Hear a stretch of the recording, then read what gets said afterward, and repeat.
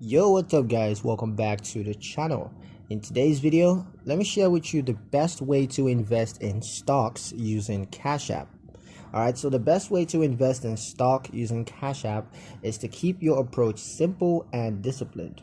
Start by investing only money you can afford to leave untouched for a long time, since short-term trading increases risk. Focus on well-established companies or broad exposure rather than chasing trending stocks. Review company information, the price history, and market news before investing, and avoid making decisions based solely on hype. Use small, consistent investment instead of large one-time purchases, to manage volatility. Enable notifications to stay aware of price movement without constantly checking the app.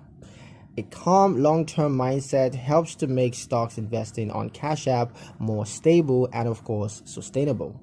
That's pretty much it for the video, guys. Hope you liked it. Hope you found the information here useful enough. If you did, like, comment, share, and subscribe for more helpful financial insights. Thank you guys for watching, and I'll see you in the next one.